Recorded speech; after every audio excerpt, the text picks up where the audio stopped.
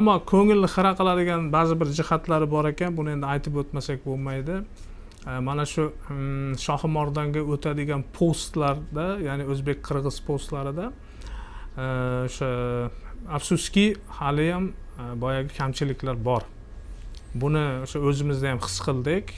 O'sha avtomobilda bordik, bilasiz, Umidjon bilan Ismoil aka Adilov bilan bordik. Inson huquqlari mustaqil tashkilot raislari Nurbek, men, keyin Husan aka degan tarixchi bilan bordik. Mana shu yerda chegara masalasida biroz e'tirozimiz bor. Buni aytib o'tmasak bo'lmaydi ko'rsatuvda. Bilmadim, bu yerda G'ayratxo'ja xuddi sunniy uyushtiriladigандай tuyuldi bizga. O'sha chegaradagi boyagi probka nima deydi haligi, tiqilinch, tirbandlik. 6 soatdan o'tdik. G'ayratxo'ja. Avtomobilda ayniqsa o'sha Umidjonga sal qiyinroq bo'ldi. Biz endi ular Ismoil aka bilan Umidjon u yerda qoldi, ikkalasi. Ismoil aka yoshlari ulug' bo'lsa ham biz olib o'tib ketay, yuring desak, taksida ketamiz desak, u kishi Umidjonni tashlab ketgilari kelmadi. Biz 3 soat, 4 soatda o'tdik, adashmasam. Yana eng qizig'i o'sha qadamjo boya Qirg'iziston nimasidan o'tiladi-ku, O'zbekistondan Qirg'izistonga o'tilgandan keyin O'zbekistonni bojxonasidan o'tish oson. Va O'zbekistonning bojxonasi, men faxrlandim shu yerda. Bizni bojxona haqiqatan nimasi, darajasi yuqori, haqiqatan ham. Hamma tomonlama darajasi yuqori. Xizmat ko'rsatishi ham ancha yaxshi, aholi ham tez, mashina, avtomobillar ham ancha tez o'tib ketyapti. Ammo ming afsuski, mana shu qardoshlarimiz Qirg'iziston postida nimagadir bir sunniyga tuyuldi, ushlab turish. Bu albatta minusimiz O'rta Osiyo. Biz mana shu ko'rsatuvlarda G'ayratxo'ja biz qancha maqtayapmiz-da, masalan, o'sha Turkiyalar birlashish kerak, birodarlarimiz deb qancha nima qilyapmiz. Ammo afsuski buni teskarisini ko'ryapmiz-da. Bu ming afsus. Endi bu ixtiyorlik, bu yerda biz to'g'ri hukumatni aytmagan bo'lardik, chunki Qirg'iz hukumati emas. Bu shu ko'pincha xususiy shaxslar. Menimcha bu yerda korrupsiya bor-da. Korrupsiya bor. Ming afsus. O'sha Qirg'iziston hukumatiga ham, parlamentiga ham o'sha mana Ismoil aka ham keyin xat bilan chiqaman dedilar. Endi bilmadim bu qanchalik yordam beradi, yordam bermaydi. Bari aytib o'tishimiz kerak. Bunaqada biz O'rta Osiyo birlasha olmaymiz. Agar mana shunaqa qardosh xalq orasida bordi keldini qiyinlashtirib, korrupsiya qilib, xuddi qo'shning bilan oraga narsa qilib bo'lgandek. Shohimordondagi aholi ham mana shu masalani ancha nima istrob bilan gapirdilar, ko'pchilik qariyalar ham. Ayniqsa mana bu Shohimordonliklar Farg'ona tumaniga, ya'ni o'zlarining tumaniga, markazga, hatto tug'ruqxonaga borishda ham ancha murakkab ahvollarga tushib qolamiz ba'zan, shu mana shu bojxonadagi boyagi tirbandlik oqibatida deydi. Ya'ni bu masalada o'sha qirg'iz do'stlarimizga yana shu aytmoqchimiz, iloji boricha bunaqangi nimalarni bartaraf qilish kerak. Ya'ni o'zbek-qirg'iz aloqalarini mustahkamlashimiz kerak biz. Biz qachongacha bunaqangi nima deydi, arzimas bir sunniy muammolarning girdobiga o'ralashib, bunaqada biz O'rta Osiyo turkiy xalqlarini to'sqin, boyagi sunniy mana shu muammolar to'sqinlik qilaveradi bizni birlashishimizga. Bu ikkita xalqning orasiga sovuqchilik ham tashlashi mumkin. To'g'ri, endi katta sovuqchilik bo'lmasa ham aynan o'sha endi kamida dilni xira qiladi. Dilni xira qiladi-da, o'sha dilni xira qiladi. Bu ming afsus, bu bor narsa. G'ayratxo'ja, men o'zim to'qib chiqarmayapman. Mana Nurbek ham, Ismoil akalar hammasi ko'rdi bu masalani. Keyin Shohimordondan qaytganimizdan keyin ba'zi do'stlarimiz o'sha bizni kutib olib u yerda mehmon qilishganda, shu yirikroq amaldorlar bor ekan ichida, o'sha o'zimizni Farg'ona tumani va o'sha Farg'ona viloyatida. Ular aytayaptiki, bizga aytmabsizlar-da, biz o'sha tezroq o'tkazib yuborardik sizlarni. Biz bilmab, men shu yerda keyin aytdimki, G'ayratxo'ja, oddiy xalqchi. Oddiy xalqchi. Mana sizlar o'sha kimlarnidir o'tkazib yuborishga qurblaring yetadi, to'g'ri, lekin butun xalqni, nimaga butun xalqni o'ylamaysizlar? Qolganlar odam emasmi, masalan? Nima uchun u yerda mana shunaqangi muammolar paydo? Bu korrupsiyaga boryapti-da. Ixtiyorlik, qizig'i, uzr gapingizni bo'ldim, qarang, bu juda ham pul qilishni o'ylagan bo'lsa ham juda ham bir past ishdan pul qilishdi. O'zi aslida o'sha yerda mana shu chegara bojxonalarni qardoshlarimiz ular ham shunday juda chiroyli jihozlab bir operativ ishlaydigan qilib qo'ysa, aslida shuni o'zidan katta pul keladi. Chunki turistlar oqimi albatta o'tayotganda baribir nima deydi, hamma narsani o'zini qandaydir to'lovlari bor, to'g'rimi? Hali rasmiy. Axir keyin ular Qirg'iziston hududidan o'tadi Shohimardonga. Mana hozir mana ko'rib turibsiz, hurmatli muxlislar, mana. Hop. Mana bu Shohimardon bo'lsa, mana Qadamjoy, mana Vodildan. Mana Vodildan o'tiladi. Undan ko'ra ixtiyoriga qarang. Mana shu Vodildan, ya'ni bizni Vodildan, mana ular qardoshlarimizda Qadamjoy bor. Jidalik, Qizilbuloqlar bor. Shu yerda infrastrukturani zo'r qilib qo'yib, xizmat ko'rsatib, haligi albatta turistlarga, albatta haligi mehmonlarga xizmat ko'rsatib, undan ko'ra shundan rivojlantirish kerak emasmi? Shundan iqtisodiyotni rivojlantirish kerak. Axir masalan, o'tayotgan turistlar, bu Qirg'izistonda ham bu juda go'zal joylar aslida. Albatta, nihoyatda buni korrupsiya bilan buni bulg'ash kerak emas. Masalan, Shohimardonga o'tguncha u yerda havoda o'tmaysan, sen yo'lda yurasan, avtomobilda. Undan ko'ra infrastrukturani shunday chiroyli, xizmatlarni shunday, restoranlar, mana qirg'iz xalqini milliy taomlari bor, o'tovlari. Biz bir Issiqko'lga borganimizda ko'rgandik, o'tovlarni qo'yib, shunday bir chiroyli qilib qo'ygan. Hali qorning to'q bo'lsa ham bir kirib ketadi. Undan shunday qilmaysanmi? U yerda masalan o'sha o'tayotgan punktimizda u yerda qirg'izlar ham bor-da oramizda. Qirg'iz ajoyib insonlar, qirg'iz birodarlarimiz, ular ham hatto norozi. Ya'ni hammaga birdek. Hammaga birdayda norozi. Endi to'g'ri, o'zlari qirg'iz nomeridagi avtomobillarni oldinroq o'tkazib yuborayotgan joylarni ham ko'rdik. Lekin o'sha baribir oddiy xalq qiynaladi-ku.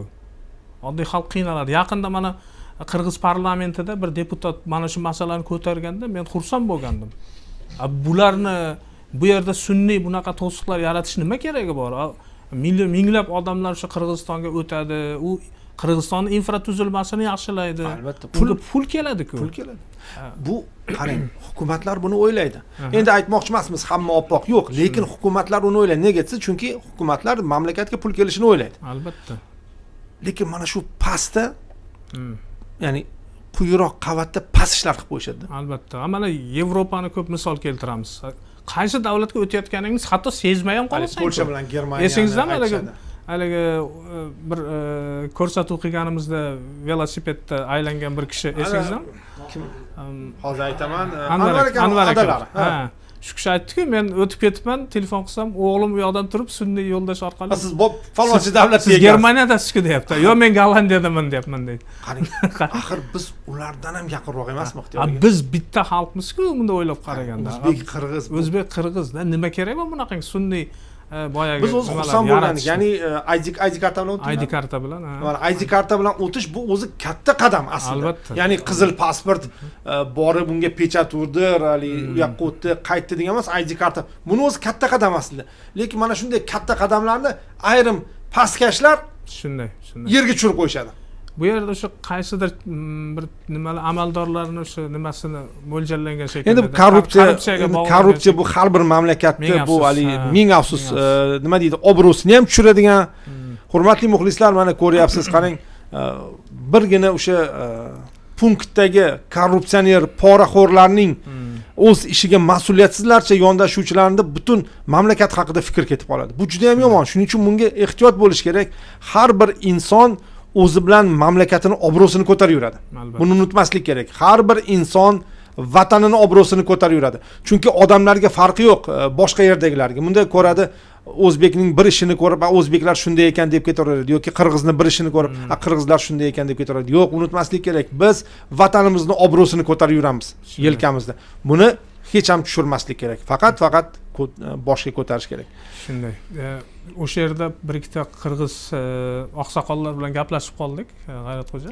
Qayerda? Qirg'izistondami yo o'tish punktidanmi? Qadamjoydan o'tdik. Qarang, bu yerda eng qizig'i Xitoyga keling, boshidan boshlaylik. Hop, Shohimardonga qanday o'tdinglar o'zi? Qayerdan, qanday bordingiz? Mana Namangandan Farg'onaga o'tdik. Namangandan Farg'ona Vodilga keldik. Mana Vodilga keldik. Bu Vodil Ali Vodillik kelindagi Vodilmi? Aynan o'sha Vodil, ajoyib bir shaharcha, ya'ni o'sha tumanni markazi ham hisoblanar ekan Vodil. Va mana post bor, Qadamjoyga o'tish.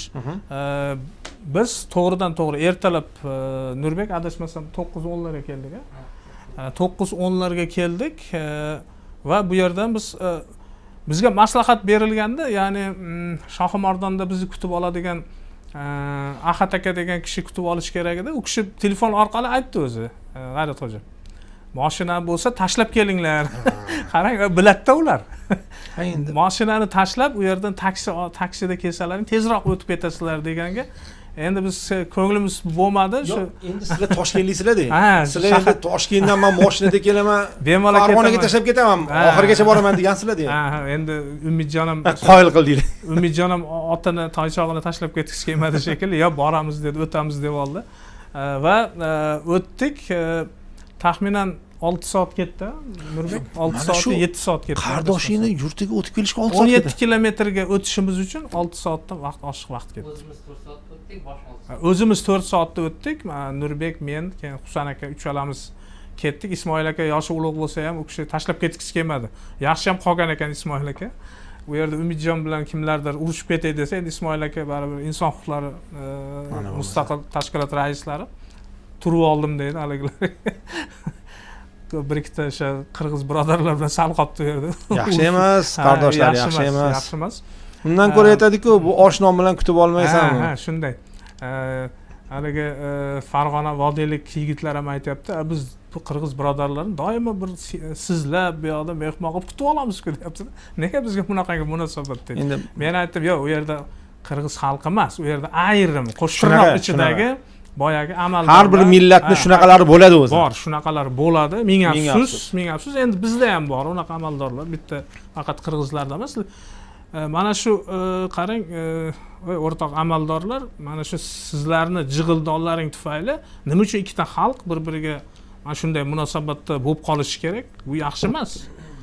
Sizlar o'sha aksincha bu xalqlarni boshqarayotgan odamlar aksincha mana shu xalqlarni birlashtirish yo'llarini o'rganishlari kerak. Qo'shni qardosh, ya'ni qardosh davlatlar aholisi, qarang, qardosh. Endi qo'shni deb yozibdilar, ruxsat bersangiz shuni qardosh deb o'qiyman, chunki biz qo'shni deganda Rossiya bilan Xitoy nazar tutamiz. Qolganlar, ya'ni Qozog'iston, Qirg'iziston, Tojikiston, Turkmaniston bizga qo'shni emas, qardoshlarimiz. Qardosh davlatlar, ayniqsa chegara oldi hududlari aholisi o'rtasida do'stlik va birdamlik masalasida juda katta PR dastur ishlash kerak. Shunday deb yozibdilar. Shunday. Bir-biriga quchoq ochib, u yerda mana shunday kutib olsa ekan, qani ertaga qanchalik bu yerga biz odam olib kelamiz-ku. Albatta. Buni ham o'ylash kerak-ku. Masalan, bular hammasi qardoshlarimizni hududi orqali o'tadi. Albatta, ertaga Yevropa chet eldan kelsa-chi. Agar bironta g'arbdan mayli biz-ku tushunamiz, ha mayli o'zimiz endi. Ular tushunmaydimi? G'arbdan kelib qolsa ikkinchi u yerga kelmaydi-ku, o'tmaydi-ku. U joyida orqaga qaytadi agar bironta turist shunday ahvolga tushib qolsa. To'g'ri, turistlarga balki nimadir bordir, ligotalar bordir. Yo'q, poraxo'rlarga farqi yo'q. Ularga farqi yo'q. Yo'q, poraxo'r o'sha bir sim ikki simini o'ylaydi. Eng past nazar bilan o'sha bir sim ikki simini o'ylaydi. Ularga bir davlatning manfaati, xalqning obro'si ularga qiziq emas. Ular o'sha kun ishlash kerak. Yana Ismoil akam ishlash endi qo'shtirnoqchida aytadi. Ismoil akam aytayaptilar, bir polkovnigimi keldi deydi, mashinada keldi deydi. Endi xursand bo'lib ketibman, o'tkazib olsa kerak desam, aksincha darvozani yopib qo'ydi deydi. Mashina aksincha u yerda turib qoldik keyin dedi. Demak, orasida o'sha katta amaldorlarning o'sha nimasi bor shekilli-da, ming afsus. Lekin mayli endi. Lekin ular katta odamlar emas. Bunday past ishlar bilan shug'ullanganlarni katta odam deyman. Menimcha Qirg'iziston hukumati albatta bularni ko'rib chiqish kerak. Bu yerdagi amaldorlarni menimcha almashtirish kerakmi yoki bir bu choralarni ko'rish kerak. Va o'zimizning mutasaddilar ham bir sal nima qilsa, u yerda bojxona, o'zimizning bojxonachilar bizni tanib qoldi. Nurbek. Yana Nurbek nima dedi bizga? Menga qarab aytibdi, "Shu masalani ko'taring" deydi. Bojxonachi aytibdi shuni. Shu ko'ryapsizmi ahvolni deydi, "Shu masalani ko'taring" deydi. Haqiqatan tan olish kerak, 2017-yildan keyin bizni qardoshlarimizga munosabatlarimiz jiddiy o'zgargan. Endi aytadi-ku, ularni o'zgarishini kutyapmiz. Endi o'ylaymanki, ular ham o'zgaryapti. O'zgaryapti, albatta. Menimcha yaxshi tarafga o'zgaradi va tushunadi ular, albatta o'zimiz birodarlar. Baribir kim nima bo'lgan taqdirda ham o'zbek, qirg'iz bu bitta. Albatta. Qardosh. Qayerga boramiz? Qozoq xalqi, qirg'iz hammasi. Aktyorga mana demak vodilda mana shu chegara punktini topdik. O'tdik. Mana bu mashinalar to'planib turganda ko'ryapmiz. Ko'ryapsizmi? Mana sunniy nima qilyapti-da, ko'ryapsizmi? Allaqachon o'tib ketadi. Chunki o'tkazib yuborsa tez ketadi buni. O'sha boyagi siz aytgandek ko'paytirish kerak-da. Tekshiruv nazorat punktlarini ko'paytirish kerak. Menimcha bir 4-5 ta yana 2-3 ta kompyuter qo'shib bersa bo'ldi, 2-3 ta xizmatchi bo'lsa bo'ldi bu yerdan. Menimcha tez o'tib ketadi. Va G'ayratxo'ja yana bir narsasini aytmoqchiman. Bir tomonlama qilish kerakda. Masalan, biz o'tganimizdan keyingi punktda yana shu ahvolda. Qirg'izistonga kirdik-ku, chiqishda ham mana shu ahvolda. O'shani bir tomonlama bir kelishuvlarga erishsa bo'ladi-ku. Mana kirdik, chiqib ketamiz osonlik bilan. Menimcha shu masalalarni ham bir yaxshilab endi bu yerda zamonaviy texnologiyalardan foydalanish masalasi bor. Deylik, mashina kirayotganda unga chip qo'yiladi. Mana ID kartani, chipni shuni ko'rsatsa va sen o'sha to'g'ri, deylik, O'zbekiston fuqarosi bo'lsang, sen to'g'ri o'tib ketishing kerak Shohimardonga. Shohimardonga o'tib ketganingdan keyin bu bilinadi-ku yo'lda qancha qolganing. Bular hammasini nazorat qilsa bo'ladigan ish o'zi. Endi bu bunga sekin-sekin tushunishim bo'yicha yetib kelinadi. Menimcha bo'ladi. Keyingi punktdan o'tganimizdan keyin o'sha taxminan Qadamjoyga keldingizmi? Qadamjoydan o'tdik, mana. Va mana Jideli mana shu hududlar. Jideli u yerda jidazor bor ekan. Ha, meva-cheva endi ajoyib. G'ayratxo'ja. Qirg'izistonni o'sha aytayapman, mana shu hududlarni o'zi nimada fantastikada ko'rinishi. Shu kichkina joyi o'zida. Ha, o'sha 17 kilometrni masofani Toshkent shahrida u bilmay bosib qo'ysam uncha. Aynan o'sha ana shu 17 kilometr boyaga oraliqni ham bir turistik markaz qilsa bo'ladi-da, bu Qirg'iziston hukumati. Tasavvur qiling. U Shohimardonga borish ham shart emas, ba'zi bunda o'ylab qarasa. Shu yerni o'ziga ham agar yaxshi shu yerni o'zi rom qildi. Yaxshi kutib olsa, agar yaxshi bir sharoitlar qilib bersa, odamlar hatto shu yerni o'ziga ham menimcha ko'pchilik xohladi shu yerda. Shohimardonga borib o'tirish ham shart emas. Ajoyib joylarda, aynan o'sha Shohimardonning davomi. Va taxminan soat 6larda, men adashmasam, Nurbek 6-7 larga kirib bordik Shohimardonga. Hozir yo'q, biz ertaroq kirib bordik. Ha, biz sizlar yo'q, ixtiyor ekan, bu yerda mana odamlar yozishyapti. Va doim kuzatuvda sizlar deyman-ku, 13:45 da Shohimardonda bo'libsizlar. Ha.